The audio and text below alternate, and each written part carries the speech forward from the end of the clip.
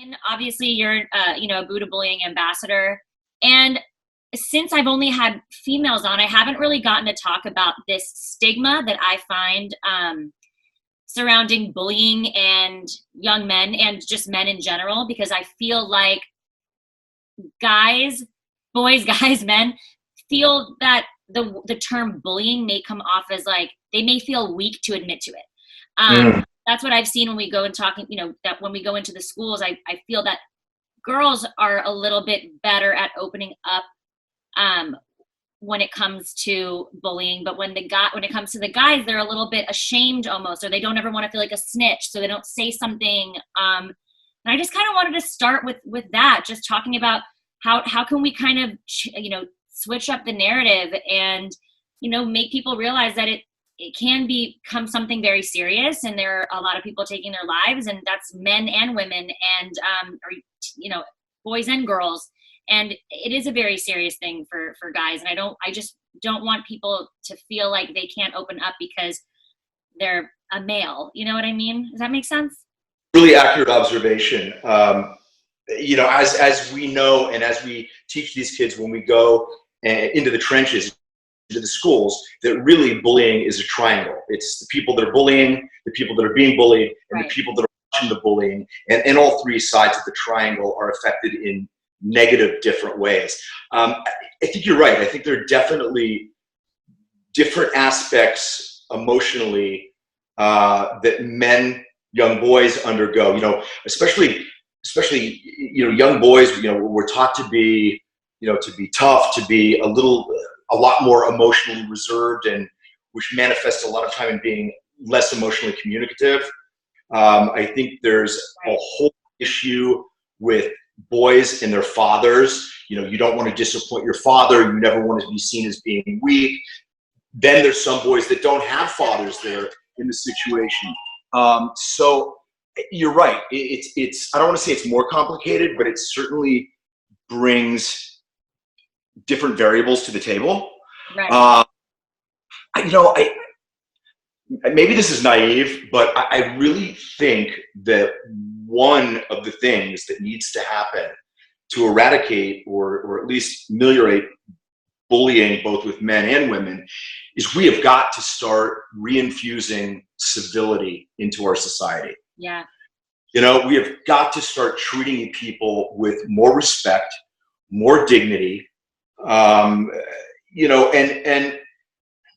don't want to get into this whole overly PC culture that we've gotten into, but there is such division and tribalism in our culture that it seems that the genders are pitted against each other. Races find themselves pitted against each other.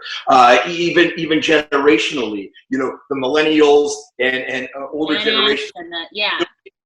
You've got to start coming together. And I think one of the most important common denominators to act as a foundation for that is treating each other with general civility and kindness. And that starts at home. That starts with parents teaching their children. Again, it sounds corny. The golden rule: do unto others as you'd have them do unto you. So unfortunate that we have to always preface quotes with, well, not always, but oftentimes we preface quotes with, I know this sounds corny or cheesy, and I do it, and I do it when we speak to the kids. Yeah. And it's like, why do we do that as the human race? Why is being hurt portrayed as being weak like that? Or someone, we're all human. Words affect people. Things are going to affect you. It's just so crazy to me that we have these stigmas or these thoughts that we put on ourselves and other people, and this judgment. It's just so crazy to me, but it's true. And I find that especially in the high school, I feel like I really have to preface everything because, it's easier with the kids, but anybody, you know what I mean? I think junior high school can be such a crazy, difficult, tormenting time in a kid's life, but it also has the ability to teach them how to properly socialize, if they're able to attract good traits, good qualities in how they interact with other people. But it really is, it's one of those things, it's one of the most difficult times for kids to find themselves in. Also, they are not completely formed yet. It's a biological biological fact that, your brain isn't fully formed till, what is it, like you're 18, 19 years old, something like that. I've heard even more, like later into your 20s. Yeah. Yeah. I mean, it's just crazy to me. Do you think that a big part of this divide is derived from social media and the internet? And I do, because I think that, there's a lot of keyboard terrorists. I mean, yeah. I think it's real easy to be a tough guy.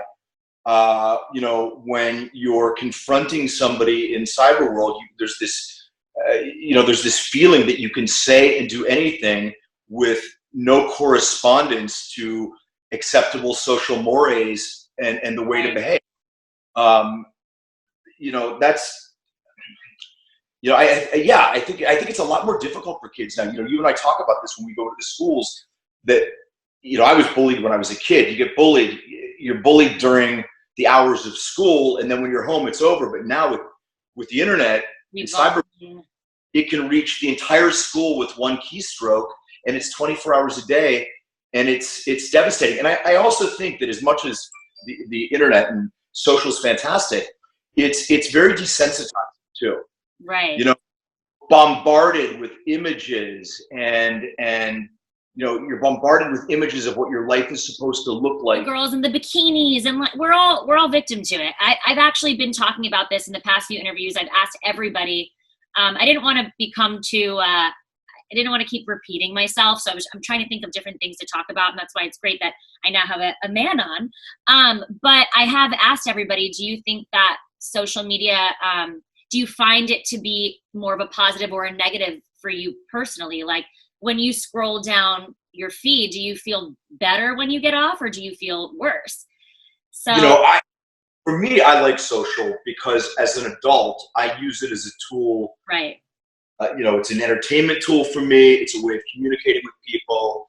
But I'm not on Facebook. I have some, I think, fan sites on Facebook, but I don't have a place on Facebook where I sort of vomit diatribe, whether it's political or anything else, which incites people, and then they attach their feelings and perceptions of it, and it becomes like argument. There's people I know. One of the things, Cassie, kids don't realize is like when you go and you take that bikini shot and post it, or you take that shot where you're buzzed or whatever, that's out there forever. And we're now living in a society where prospective employers are requesting people's passwords. I mean, it's crazy. They want to see. That's crazy. Oh yeah, there's a lot of jobs when you apply for a job where they say we want to be able to look at your social and see who you are. This is not uncommon. And it's like I'm trying asking for your password. Yeah, there's absolutely a situation where job. No, I'm sorry, that is not okay. You can look at my page all day. You cannot go in my shit. What? Totally your prerogative, and I get it, and I agree with you. But sometimes people want a job, and stupid things that kids do in high school, or mean things they do, bullying that they post, that is there for life. Yeah, and that's. I guess I get it.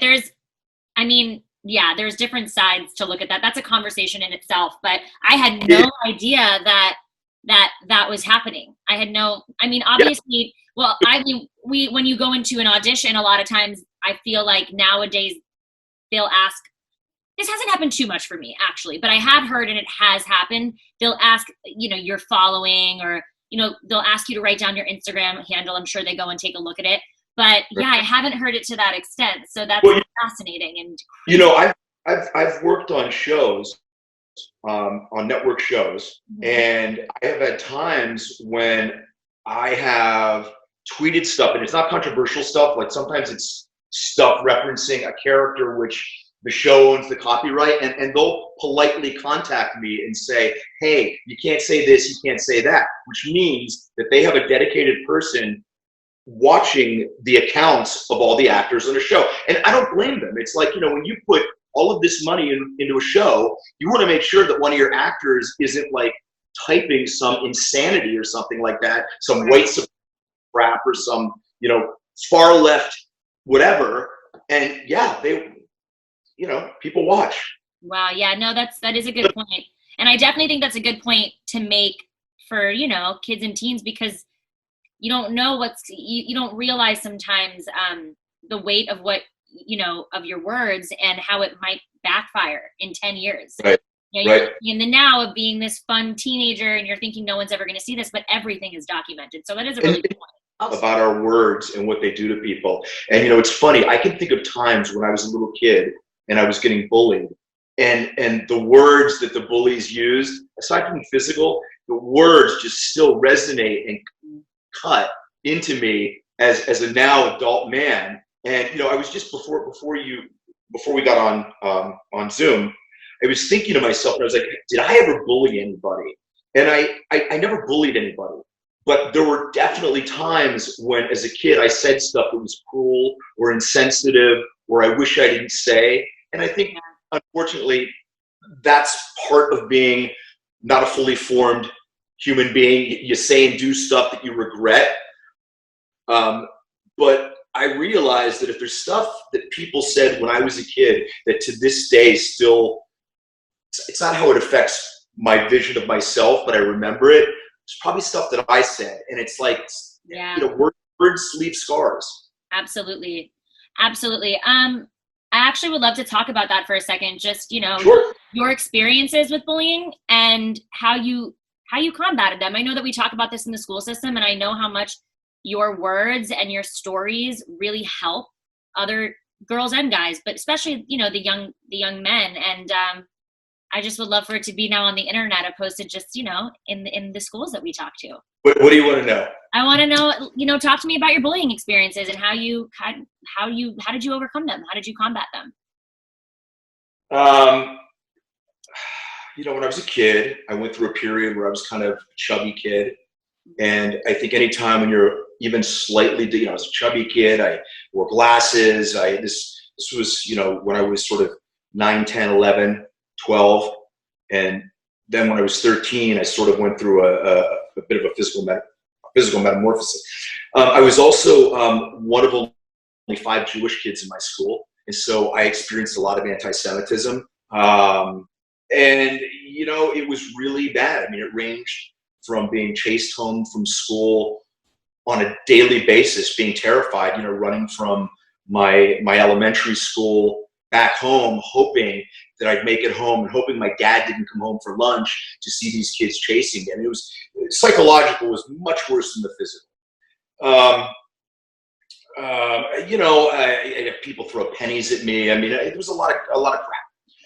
And then, as I got older, I was 13. I lost weight. I started training in martial arts. I started gaining self-respect, self-confidence, all that sort of stuff. And the bullying dissipated largely. Then I went away to boarding school my junior and senior year, and inherently when you're living with a bunch of other adolescents 24 hours a day, hierarchies and pecking orders emerge. First of all, you've got the older kids and the younger kids. You've got kids I went to school with kids that were extremely wealthy, like United Arab Emirate wealthy, like ruling Mexican family wealthy. And then there was normal American kid wealthy. And then there were kids that were there on scholarship. So You had an economic stratification. There were many, many of those stratifications. And inherently, that breeded bullying. Now, I wasn't bullied at that point, because like I said, I was I was older. I was no longer this. You gained your confidence, and yeah. But it still went on. And it's funny, when I came out to Hollywood, one of my first big roles was playing this iconic villain in Karate Kid 3. Mm-hmm. And people always say, "Wow, you played this really great villain. He was such a jerk." Blah blah blah.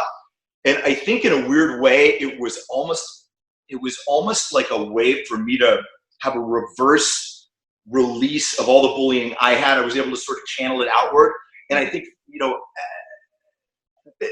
I like I said, I never was a bully, but playing that bully really showed me how rotten it is. Yeah. And I think that's one of the reasons I'm involved with Buddha bullying. I really, really have a visceral dislike for bullying. I see it as an injustice. Mm-hmm. I don't like cruelty to anybody, and you know, whatever I can do to kind of stand up and maybe help somebody who's not able to do it for themselves, I like to do. Yeah. And I've seen it firsthand, and you're always so amazing. I'm always inspired when I love speaking with you. Obviously I've spoken to many other ambassadors, and I always love hearing what you have to say, and you always say something different and something so insightful.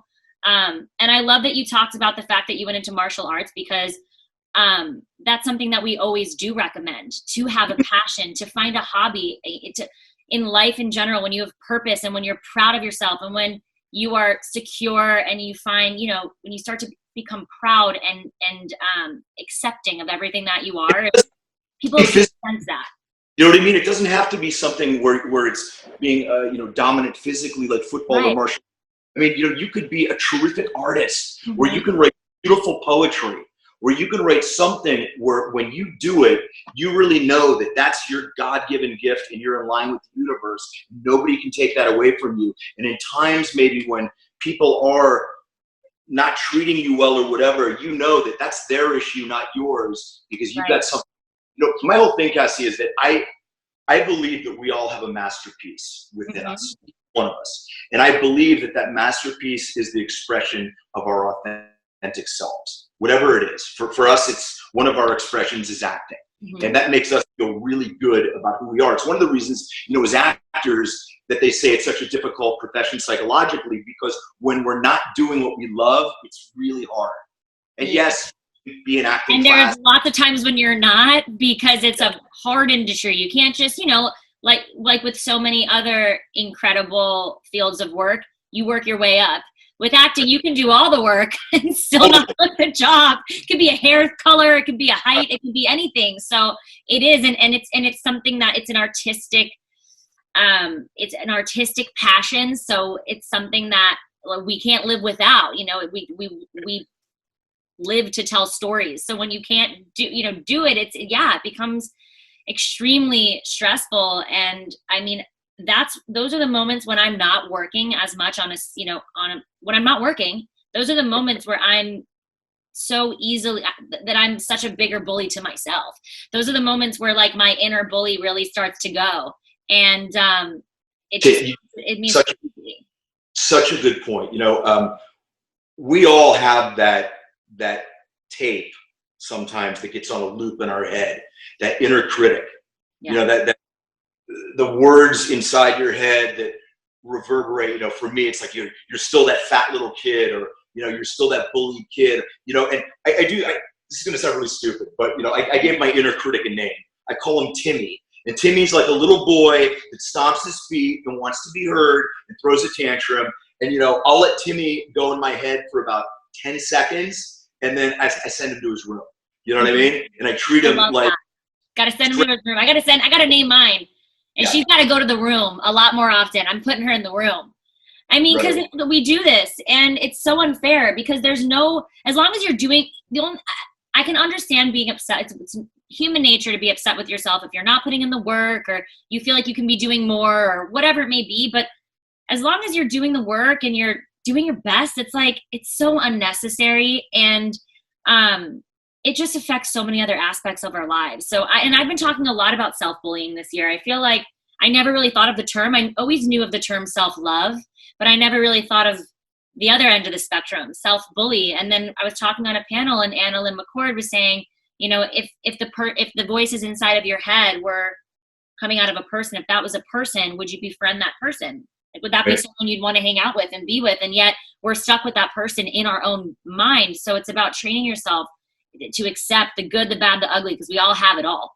And just I throw out. think it's important that we equip kids and adults with strategies to deal with that. Yeah.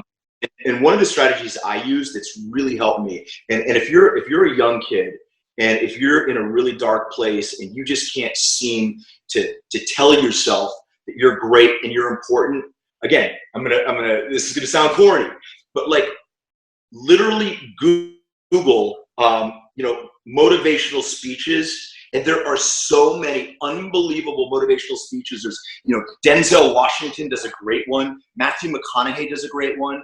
Of trying to do a little meditation every day. I just started about 8 months ago, and it's life-changing. That's one of mine for sure. That's one of the things that I've been doing. That, and Maya, who we just had on, Stojan, she's another Buddha Bullying ambassador, was talking about gratitude journaling. Yeah. So I love the things that people are, I love the strategies that people have been talking about on this new series, because, of course we can preach, you got to love yourself and find your passions, but we do need to explain how to get there. It's not just like boom and suddenly I'm better and I'm fixed and I'm healed.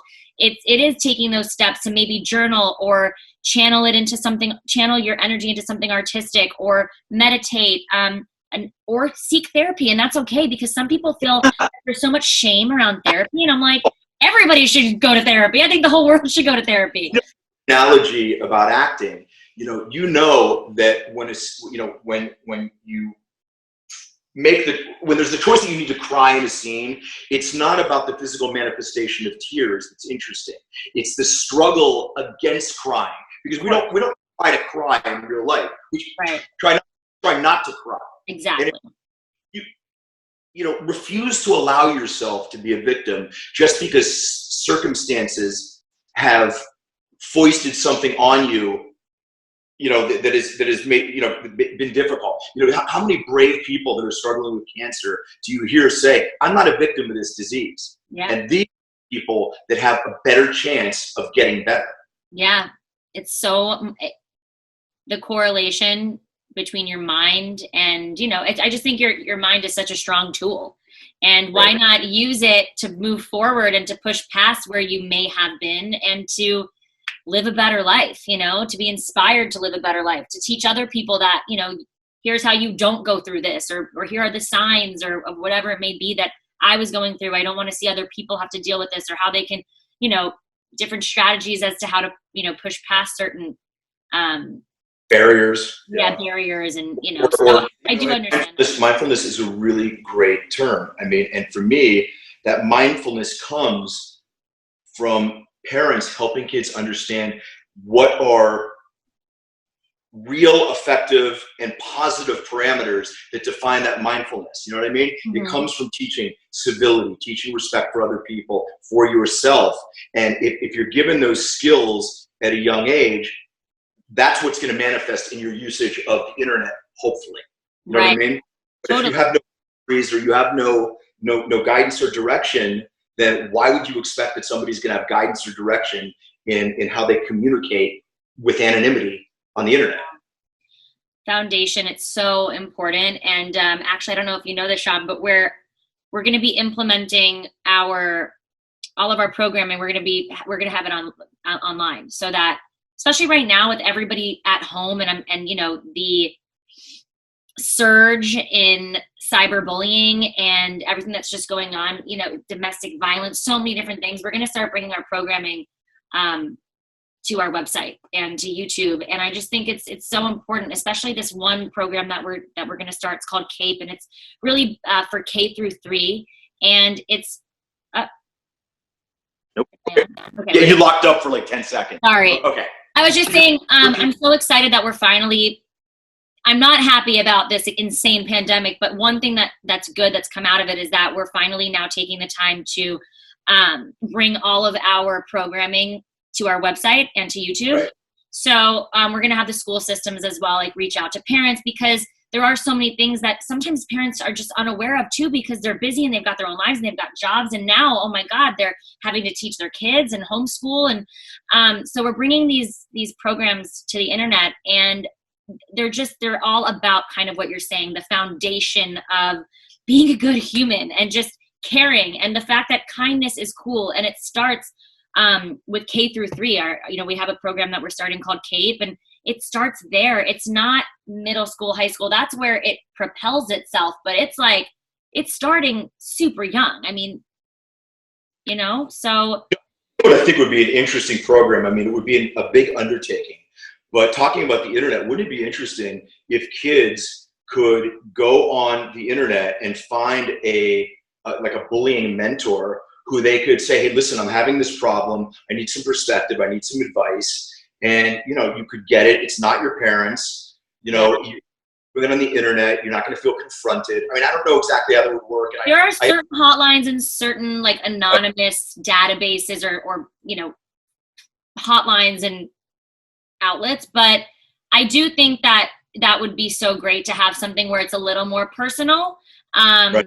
And also not so, how do I explain? Like, I don't want to use the word professional, but you know, the way we go and we talk, you know, the way we speak in these schools, right. It's so conversational. It feels safe. It doesn't feel like you're talking to a therapist or, you know, it feels just safe and like you're talking to your bud. And that's how we talk to the kids. And it would be really great to have something like that, especially at this time when they don't have, you know, the counselor that they can go see in school, or, you know, they're just stuck in their homes. So it is for parents.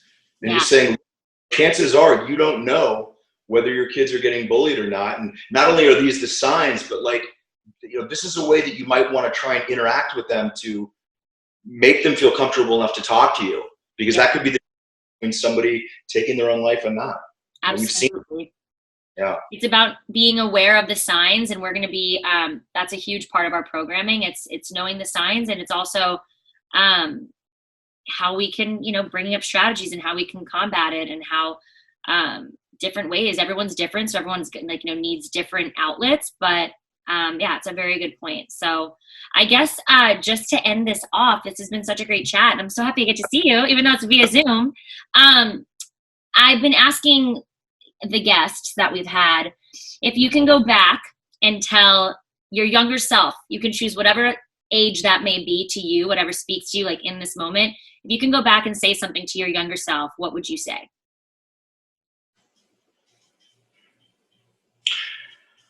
I would tell myself that there's strength within me, and to get in touch with it, to get in touch with my confidence, and to stand up to bullying when I could. Mm-hmm. I would tell myself that there was something special in me, and no matter what other people's derogatory words were, that their words do not define who I am. And I would tell myself that there's something very special that you're going to show the world. And if you don't take care of yourself, the world's never going to get to see it. I love that. Yes, absolutely. Boom. I love that. Is there anything else you want to say before we head, or anything you want to talk about? Or obviously, you got to go watch Studio City, but other than that, which is on Amazon Prime. But I really wanted this to be about bullying and everything. Of course. If people want to watch it, but we can still shout it out because you're our guy. Out of it, Studio City is on Amazon Prime. I created the show.